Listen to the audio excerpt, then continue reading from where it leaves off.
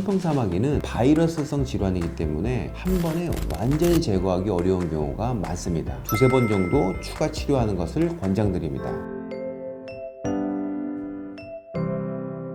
안녕하세요, 라미체 주원장입니다. 자, 오늘은 얼굴에 생길 수 있는 편평사마귀에 대해서 이야기해 보겠습니다. 혹시 얼굴에 피지도 아닌데 몇 달 동안 자잘하게 생긴 조그만 돌기 같은 거 본 적 있으신가요? 편평사마귀일 수 있습니다. 편평사마귀는 평평하고 살색이고 혹은 황갈색을 띠면서 1에서 3mm 정도의 크기의 둥근 모양으로 피부 위에 살짝 올라와 있는 것이 특징입니다. 색상이나 모양이 색소 침착처럼 보여서 이를 잡티로 착각하는 경우가 많지만 잡티와는 달리 살짝 돌출되어 있다는 차이가 있습니다. 오늘은 이 편평사마귀의 원인과 치료 방법에 대해서 자세히 말씀드리도록 하겠습니다. 제가 진료를 하다 보면 안타까운 경우가 있어요. 20대 중반 이런 여성분들인데 얼굴에 막 100개 이상의 막 편평사마귀가 있는 경우가 종종 있습니다. 근데 이게 뭔지 모르고 지내요. 그러다가 내원하시는 경우가 있는 거죠. 그러니까 저도 이게 의사이기 전에 사람이다 보니까 얼굴에 막 이런 많은 편평사마귀를 보면은 환자분들의 고충을 확 공감하게 됩니다.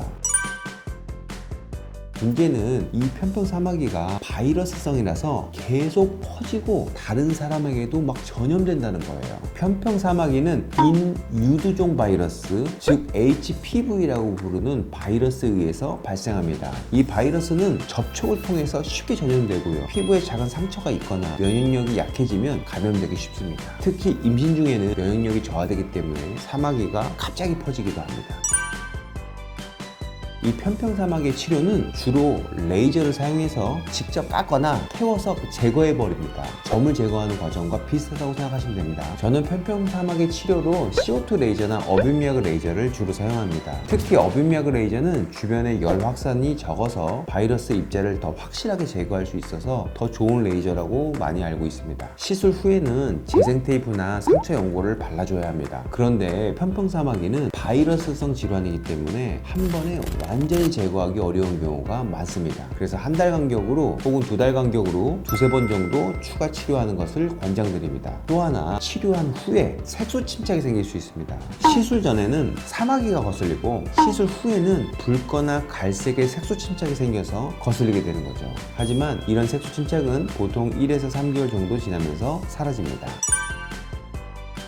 편평사마귀의 예방도 굉장히 중요한데요. 사마귀 부위를 긁거나 뜯지 않도록 주의해야 됩니다. 또한 가족이나 가까운 사람에게 전염될 수 있기 때문에 면도기나 눈썹 정리 도구 등은 꼭 개인 전용으로 사용하셔야 됩니다. 편평사마귀랑 비슷한 증상으로 지루각화증이라는 게 있는데요. 편평사마귀하고 모양이 비슷할 수 있지만 전염성이 없다는 점에서 차이가 있습니다. 따라서 이게 뭔지 모르거나 의심될 때는 피부과에서 진단을 받아서 정확히 구분하는 것이 중요합니다. 얼굴에 편평사마귀가 있다면 절대 미루지 마시고 라미치에 방문하셔서 정확한 진단과 치료를 빨리 받으시길 권해드립니다. 자, 오늘도 시청해 주셔서 감사합니다. 다음에 또 만나요.